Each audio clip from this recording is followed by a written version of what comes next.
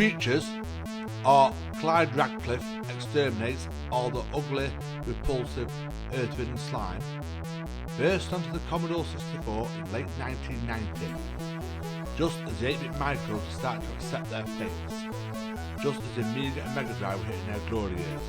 Commodore's 8-bit breadbin got a second wind and jumped around like Uncle Joe did in Willy Wonka and threatened with being reported for illegally claiming a disability allowance. Bedridden my ass. Honestly, this game was a masterpiece of Commodore 64 coding, put together by just two people, John and Steve Rowlands, who had formerly coded Cyberdyne Warrior, squeezed tons out of the then 8-year-old system, pushing a SID chip and a visual capabilities of the system to breaking point. So, what's the story?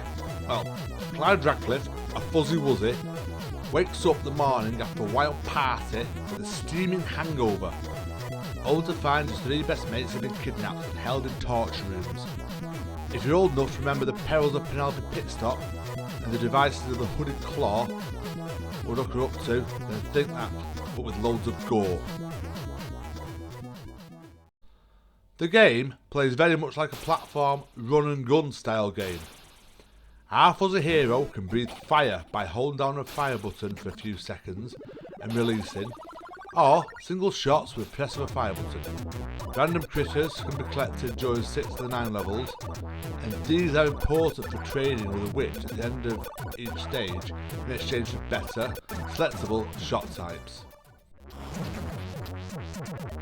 6 of the levels follow the scrolling platformer genre, with some amazing parallax being used. Honestly, this is a game that wouldn't have looked out of place on the NES, although the Big N's grey box would no doubt collapse in heat trying to copy the scrolling techniques.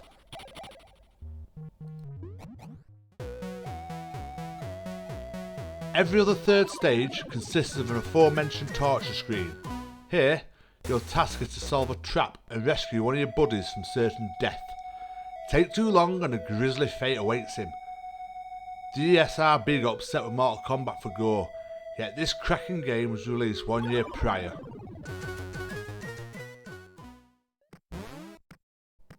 The making of this brilliant piece of software was documented in Zap64 and was gifted a much deserved 96% and a gold medal award in the December 1990 issue of Zap. Honestly, it fully deserved the plaudits.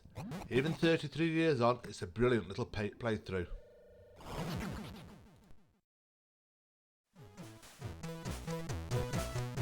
But this wasn't the end of our fuzzy protagonist, as the Rowlands boys had a sequel in mind. Creatures 2 Torture Trouble did away with the side-scrolling levels altogether, preferred to focus on saving your buddies from a grisly demise, with at least 6 torture levels, boss battles and interludes to play.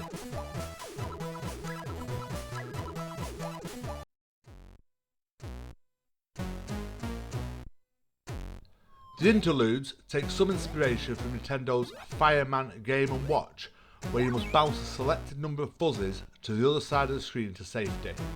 Coins can be collected, and nabbing 5 of these results in an extra life.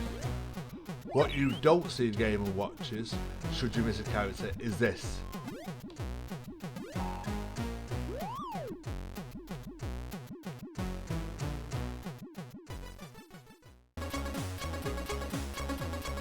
The boss battles consist of Clyde hoofing strange pea-like critters up a pipe to hit the baddie that grows in size after a select number of shots.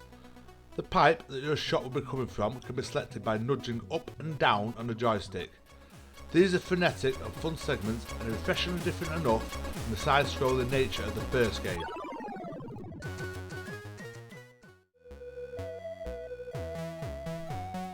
Graphical effects get taken up a notch even further when you witness the snow effects in use on stages 3 and 4.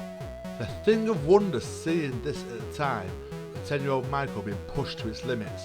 Remember, these two games were coded by just 2 people, at a time when Spectrum and Amstrad had already had their retail life funerals. The C64 was truly like a defiant pensioner in his early 90s sticking 2 fingers up to the Grim Reaper.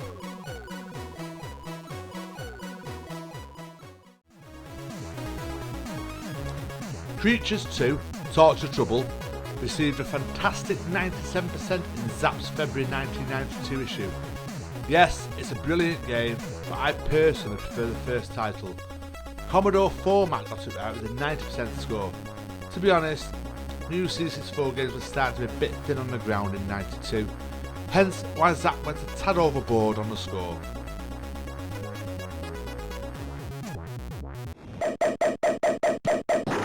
"1993 witnessed a belated port to the C64 sibling, the Amiga. Firstly, why port an 8-bit game to a more powerful system just over 2 years late? This is absolutely baffling, and the sequel never got ported at all. The 16-bit effort lacks the charm of the 8-bit version. Clyde's appearance is off, the jumping mechanics feel a bit floaty and the sound is strange.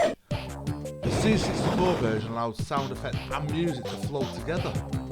As soon as you shoot at a monster in this version, the music immediately cuts out momentarily.